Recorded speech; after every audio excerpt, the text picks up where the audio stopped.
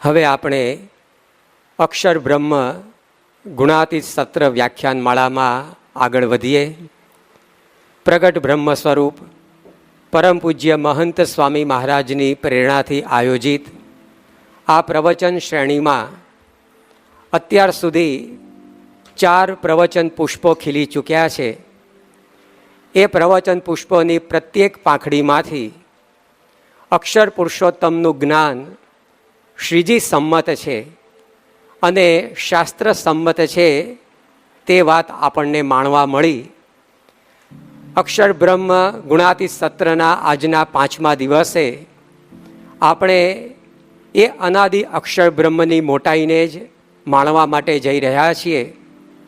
ભગવાન સ્વામિનારાયણ તથા સંપ્રદાયના શાસ્ત્રો અને ભારતીય સંસ્કૃતિના વૈદિક શાસ્ત્રોમાં જે અક્ષર બ્રહ્મનો મહિમા ગવાયો છે એ અક્ષર બ્રહ્મના મહિમાનું ગાન ગુણાતીતાનંદ સ્વામીના સમકાલીન પરમહંસોએ કર્યું છે.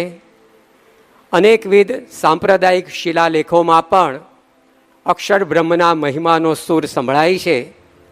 તો આ વિષયને લઈને જ સુણો અક્ષરની મોટાઈ આ વિષયક પ્રવચનનો લાભ આજે આપણને આપવા માટે ઉપસ્થિત છે પૂજ્ય શ્રુતિ પ્રકાશ સ્વામી. તો તેઓને આપણે વિનંતી કરીએ કે સુણો અક્ષરની મોટાઈ આ વિષયક પ્રવચનનો આપણને લાભ આપે. પૂજ્ય શ્રુતિ પ્રકાશ સ્વામી. શ્રી સ્વામિનારાયણ ભગવાનની જય. અક્ષર પુરુષોત્તમ મહારાજની જય. ગુણાતીતાનંદ સ્વામી મહારાજની જય. ભગતજી મહારાજની જય. શાસ્ત્રીજી મહારાજની જય. યોગીજી મહારાજની જય. પ્રમુખ સ્વામી મહારાજની જય. મહંત સ્વામી મહારાજની જય.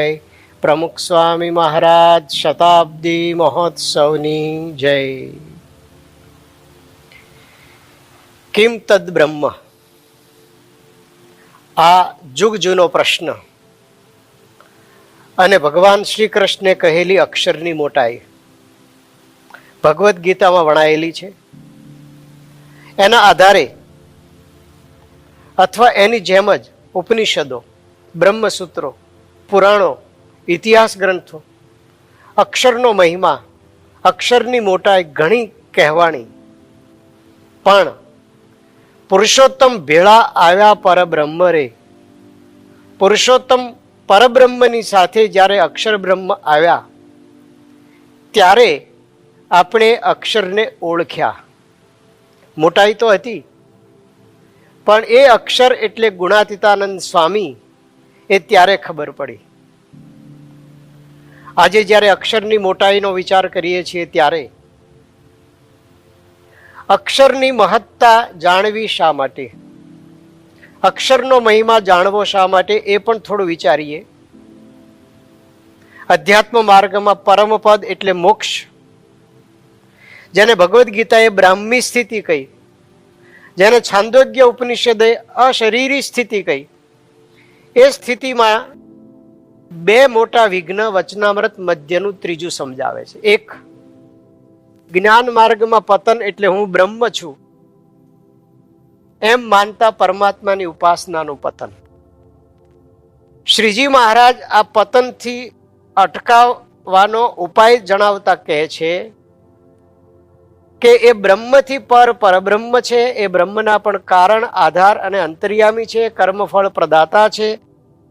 આટલો જો સિદ્ધાંત બ્રહ્મ જ્ઞાનમાં ઉમેરાય તો આપણને બ્રહ્મ જ્ઞાન છે એ બાધક નહીં થાય, સાધક થશે, દૂષણ નહીં થાય, ભૂષણ થશે.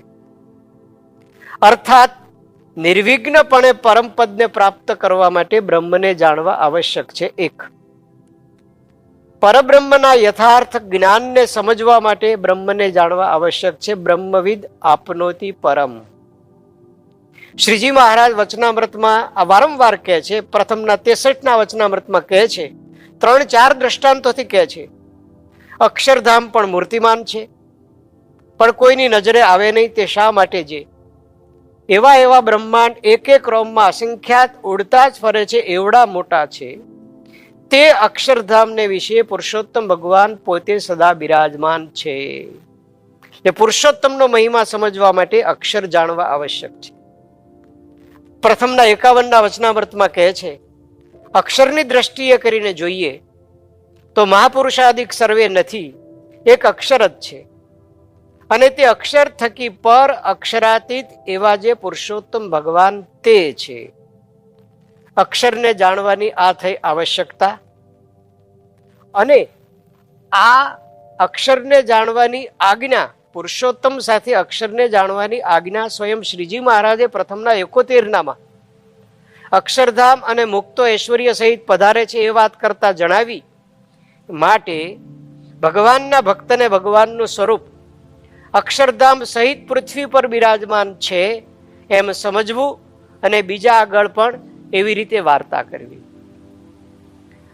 આ વચનો પ્રમાણે અક્ષરને જાણવું અતિ આવશ્યક છે. અક્ષર સાથે પુરુષોત્તમ પૃથ્વી પર બિરાજમાન છે એ સમજવું અને વાત કરવી. એના કારણે સંપ્રદાયમાં જ્યાં જ્યાં પુરુષોત્તમના સ્થાનકો બન્યા, પુરુષોત્તમના પ્રસાદીના સ્થાનો બન્યા, એ બધાના નામ અક્ષર પાડવામાં આવ્યા.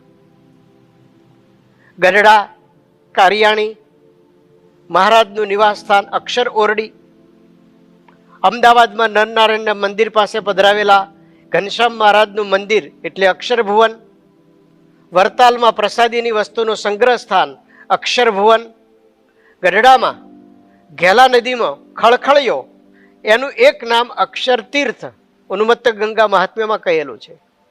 સહસ્રધરો એનું નામ અક્ષર ઘાટ, જુનાગઢમાં જીણાભાઈની મેળી જ્યાં શ્રીજી મહારાજ ઉતરતા એ અક્ષર ઓરડી, જુનાગઢમાં શ્રીજી મહારાજે જ્યાં સ્નાન કરેલું અને ગુણાતીતાનંદ સ્વામી પણ સ્નાન કરવા જતા એ બ્રહ્મકુંડ. આમ પુરુષોત્તમ સાથે અક્ષર જોડાઈ ગયું,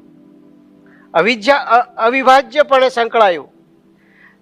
અને એમ કહીએ તો ચાલે કે જેમ શ્રીજી મહારાજ એક અને અદ્વિતીય છે એમ અક્ષર બ્રહ્મ પણ એક અને અદ્વિતીય હોવાથી જ મહારાજ એને સાથે લઈને પધાર્યા. એ અક્ષરધામ એટલે ગુણાતીતાનંદ સ્વામી. આ ગુણાતીતાનંદ સ્વામી અક્ષર બ્રહ્મ છે એ સમજવાની બે રીત આપણે વિચારીશું. પૂર્વે થયેલા સદગુરુ સંતોએ ગુણાતીતાનંદ સ્વામીના અદ્વિતીય ગુણો દ્વારા એમને અક્ષર બ્રહ્મ જાણ્યા, એમનો મહિમા જાણ્યો. અને બીજું, અક્ષર બ્રહ્મ તરીકે નામ અક્ષર બ્રહ્મ ગુણાતીતાનંદ સ્વામી એમ કહીને એક મહિમા જાણ્યો. તે પ્રથમ ક્રમમાં સદગુરુ પરમહંસો હતા. અક્ષર બ્રહ્મ ગુણાતીતાનંદ સ્વામીને શ્રીજી મહારાજની જેમ એક અને અદ્વિતીય કહે, મહારાજની જેમ સમાસ કરનારા કરાવનારા કહે, શ્રીજી મહારાજની જેમ ધર્મ નિયમ પળાવનારા કહે, શ્રીજીની અખંડ અનુવૃત્તિ પાળનારા, શ્રીજી મહારાજના સર્વોપરીપણાના ઉદ્ગાતા, શ્રીજી મહારાજના ભૂત ભવિષ્ય વર્તમાન ત્રણેય કાળમાં સાક્ષાત્કારવાળા. અને આ બધા વિશેષણો એક અને એક માત્ર ગુણાતીતાનંદ સ્વામીને જ લાગુ પડે. એટલે પણ એ અક્ષર છે અને અદ્વિતીય છે. સાંભળીએ, શ્રીજી મહારાજ પોતે અક્ષરને એક અને અદ્વિતીય કહે છે લોયાના 17ના વચનામૃતમાં. શ્રીજી મહારાજ કહે છે ભગવાન તે આવા છે અને આવો એ ભગવાનના ભજન સ્મરણ કથા વાર્તાને વિશે માલ છે. અને અક્ષર તે આવો છે અને આવું એ અક્ષર સંબંધી સુખ છે. આવો અક્ષર તે આવો છે એક વચની પ્રયોગ. ઘણા હોત તો અક્ષર આવા છે એવું બોલ્યા હોત. ગોપાળાનંદ સ્વામી સ્વયં સારી પેઠે ગુણાતીતાનંદ સ્વામીનો મહિમા જાણતા અને એમણે જાહેરમાં એક વાત કરેલી કે અને ગુણાતીતાનંદ સ્વામીની વાત કરી છે. શ્રીજી મહારાજે એકાંતિકમાં ભેદ દેખાડ્યો ને કહ્યું છે એ જેવા તો આ સમય એક જ છે, બીજો એવો કોઈ નથી.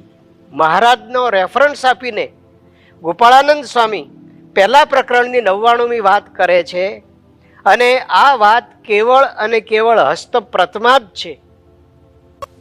નિષ્કુળાનંદ સ્વામી, એ પણ ગુણાતીતાનંદ સ્વામીના બાળપણના ગોઠિયા. બંને શેખપાટ અને ભાદરાથી ભેળા થાય, આખી રાત કથા વાર્તા કરે, મહિનાઓ સુધી આ ક્રમ ચાલે. એ નિષ્કુળાનંદ સ્વામી પણ ગુણાતીતાનંદ સ્વામીનો આવો મહિમા કહેતા કહે છે, જેવા સંતએ કહીએ શિરોમણી, તેવા હરિ સૌ શિરમોડ, નિષ્કુળાનંદ નિહાળતા ન જડે એ બેની જોડ. અક્ષર અને પુરુષોત્તમ એક અને અદ્વિતીય. નિત્યાનંદ સ્વામી સંતોની મોટપની વાત કરતા ગુણાતીતાનંદ સ્વામીને પ્રથમ શ્રેણીમાં મૂકે છે. મહારાજ સ્વધામ પધાર્યા પછી એક વખત નિત્યાનંદ સ્વામી ગરડામાં વાત કરતા હતા કે કોઈક રાજા સત્સંગી થશે, તે મંદિરોના શિખરો, ઘુમટીઓ અને કાંગરાને તથા મંદિરને ચોતરફ ફરતું સોને રૂપે કરીને મઢી દેશે. પણ આ રઘુવીરજી મહારાજ જેવા આચાર્ય, ગોપાળાનંદ સ્વામી તથા ગુણાતીતાનંદ સ્વામી જેવા સાધુ, મૂળજી બ્રહ્મચારી અને આનંદ બ્રહ્મચારી જેવા બ્રહ્મચારી અને દાદા ખાચર જેવા હરિભક્ત નહીં મળે. આ દુર્લભ છે એ વાત નિત્યાનંદ સ્વામી પણ કરે છે. ગુણાતીતાનંદ સ્વામી ખુદ પોતે કહે છે, અમે તો કોટી કલ્પ થયા જોઈએ છીએ, પણ 50 કોટી જોજન પૃથ્વીમાં આવા સાધુ નથી. મતલબ કે એક અને અદ્વિતીય જેમ પુરુષોત્તમ, એમ ગુણાતીતાનંદ સ્વામી એક અને અદ્વિતીય, અર્થાત ગુણાતીતાનંદ સ્વામી અક્ષર બ્રહ્મ. જેટલો શ્રીજી મહારાજના વખતમાં સમાસ થતો, ધર્મ, જ્ઞાન, વૈરાગ્ય, ભક્તિ, કથા, વાર્તા, એટલો જ ગુણાતીતાનંદ સ્વામીના વખતમાં સમાસ થતો, એમ એ વખતના સંતો કહે છે. એ વખતે શાસ્ત્રીજી મહારાજે સંપ્રદાય સ્થાપ્યો નહોતો. શાસ્ત્રીજી મહારાજની હયાતી જ નહોતી. અને આ તો મહારાજના મળેલા પરમહંસો. શુકાનંદ સ્વામીએ સુરતમાં વાત કરેલી કે ગુણાતીતાનંદ સ્વામી વાતો કરે છે, એથી મહારાજની વાત જેટલો સમાસ થાય છે. બાપુ રતનજી શ્રીજી મહારાજના અંગત સેવક. મહારાજ ધામમાં ગયા પછી મહારાજની આજ્ઞાથી જુનાગઢ સમાગમ માટે આવતા અને એક વખત સમાગમ મહિનો કરી અને પાછા જતા હતા. જાગા ભગતને બધા પાર્ષદો વળાવવા ગયા, લોલ નદી પાસે ઊભા રહ્યા અને ત્યારે જાગા ભગતે હાથ જોડીને કહ્યું કે બાપુ, મહારાજની કંઈક પ્રસાદીની વાત કરો. ત્યારે બાપુ રતનજીએ કહ્યું, જાગા ભગત, વાતોના કરનારા તો તમારા જુનાગઢમાં જ છે અને એ વાતોના ઝીલનારા પણ તમ જેવા અહીં જ છે. મેં તો અહીં આવીને સ્વામીને જોયા અને જેવા મહારાજે કહ્યા હતા એવા જાણ્યા. શ્રીજી મહારાજ છતાં સતયુગ વર્તતો હતો, એટલે કામના અને ઊંઘના સંકલ્પો કોઈને થતા નહીં. સ્વામી પાસે પણ એવો સતયુગ વર્તે છે, એ મેં નજરે જોયું છે. આ વાત કરતા બાપુ રતનજીએ આગળ કહ્યું, માટે નિયમ ધર્મ પાળી સ્વામીને રાજી કરશો, તે સાક્ષાત શ્રીજી મહારાજ રાજી થયા છે એમ માનજો. આ એકલા ગુણાતીતાનંદ સ્વામીનો મહિમા કે કોઈને પચે નહીં, એટલે બીજા સંતોનો નામ સાથે લેતા હોય, પણ અલગ અલગ પરમહંસો પણ એકની એક વાત બીજા સંતના નામ બદલાઈને ગુણાતીતનું એકનું જ નામ રહે. એ આપણને સમજાવે છે કે અખંડ સાક્ષાત્કાર વાળા ગુણાતીતાનંદ સ્વામી. બ્રહ્માનંદ સ્વામી કહે છે, સંપ્રદાયના ધર્મ ધુરંધરો બધા જ જે ગ્રંથને પ્રમાણભૂત ગણે છે, એવો માવદાન કવિએ લખેલો બ્રહ્મ સંહિતા ગ્રંથ, એમાં બ્રહ્માનંદ સ્વામી લખે છે, જુનાગઢ મંદિરના મહંત કોને કરવા? એ શ્રીજી મહારાજના પ્રશ્નના ઉત્તરમાં બ્રહ્માનંદ સ્વામીએ સૂચન કર્યું કે મારા મંડળમાં ગુણાતીતાનંદ સ્વામી છે, એ સમર્થ છે, વળી આપની મૂર્તિમાં જ સંલગ્ન જોડાયેલા છે. વિધાત્રાનંદ સ્વામી સહજાનંદ અર્થદીપિકા, સ્વામિનારાયણ ભગવાનના સહજાનંદ નામના અર્થો કરતા ઘણી બધી વાતો કરી છે. એમાં એક આ પ્રસંગ કયો છે, 198મી વાત. અને સહજ સ્વાભાવિક આનંદમય જે પોતાની મૂર્તિ, એને સચ્ચિદાનંદ સ્વામી ને ગુણાતીતાનંદ સ્વામી આદિક જે પોતાના ભક્ત છે, એ પણ 3 અવસ્થાને વિશે અખંડ દેખે છે. એવો આનંદ પોતે પોતાના ભક્તને આપ્યો, તે માટે સહજાનંદ. ગુણાતીતાનંદ તો આવે જ. જ્ઞાન વિલાસ નામનો ગ્રંથ ગોંડલના સંગ્રામસિંહના સંવાદમાં ચૈતન્યાનંદ સ્વામીએ લખ્યો છે. સંસ્કૃત ગ્રંથ છે, પણ એમાં ગુણાતીતાનંદ સ્વામીનો મહિમા લખતા કહે છે, અવિચ્છિન્નમ હૃદિધ્યાયન સ્તૈલ ધારાવદન્વહમ વીક્ષમાણા હરિમ શ્રેષ્ઠમ સ્વાંતોક્ષણોસ્ત તથાગ્રતઃ. ગુણાતીતાનંદ સ્વામી પોતાના હૃદયમાં પોતાના ઈષ્ટદેવનું તેલની ધારાની જેમ અખંડ ચિંતવન કરે છે, તથા પોતાના નેત્રોની આગળ પણ મૂર્તિના દર્શન કરે છે. અચિંત્યાનંદ બ્રહ્મચારીએ તો ત્રણેય કાળની વાત બહુ સ્પષ્ટ લખી. સ્થિતો માતુર ગર્ભે હરિમ વિરતમ યોક્ષર પરમ ચિદાનંદાકારમ લલિત વસનાલંકૃતિ ધરમ અપશ્યત પુણ્યાક્ષમ વિદુમિવ ચકોર શુચિરુચિમ ગુણાતીતાનંદમ મુનિવરમહમ નવમી સતતમ. માતાના ગર્ભમાં રહ્યા થકા પણ અક્ષર થકી પર સચ્ચિદાનંદ સ્વરૂપ સુંદર વસ્ત્ર અલંકાર ધારણ કરનારા શુદ્ધ કાંતિવાળા પવિત્ર છે દર્શન જેના એવા સહજાનંદ સ્વામીને ચકોર ચંદ્રમાની જેમ નિરંતર દેખતા એવા ગુણાતીતાનંદ સ્વામીને